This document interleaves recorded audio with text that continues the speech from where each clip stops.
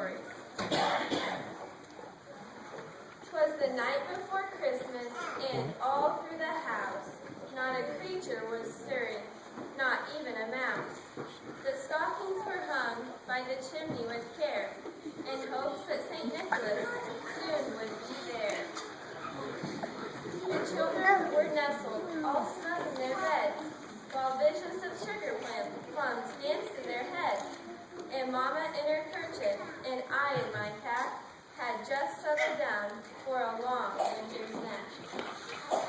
When out on the lawn there arose such a clatter, I sprang from my bed to see what was the matter. Away to the window I flew like a flash, tore open the shutters, and threw up the sash. The moon on the breast of the new fallen snow gave the luster of midday to objects below, when what to my wondering eyes should appear but a miniature sleigh and 8 tiny reindeer. With a little old driver, so lively and quick, I knew in a moment it must be St. Nick. More rapid than eagles, his coursers they came, and he whistled and shouted and called them by name. Now Dasher, now Dancer, now Prancer and Vixen, on Comet, on Cupid, on Donner and Blitzen, to the top of the porch, to the top of the wall. Now dash away all. As dragons that before the wild hurricane fly, when they meet with an obstacle, mount to the sky. So up to the housetop the coursers they flew, with a sleigh full of toys and St. Nicholas too.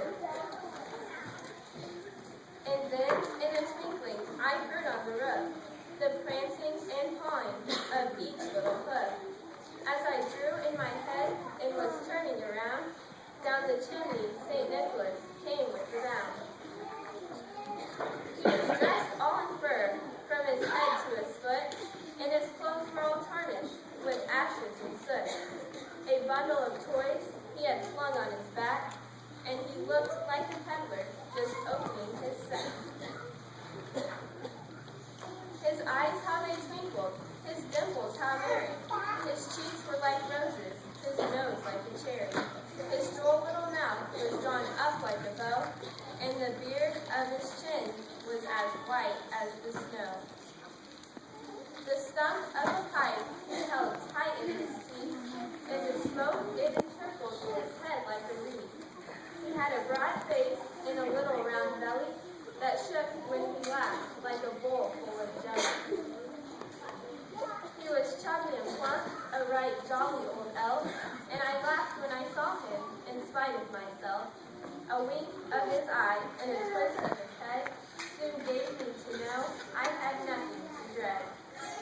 He spoke not a word, but went straight to his work, and filled all the stockings, then turned with a jerk, and laying a finger aside of his nose, and giving a nod, up the chimney he rose.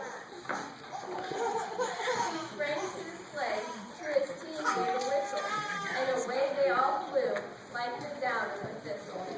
But I heard him exclaim, ere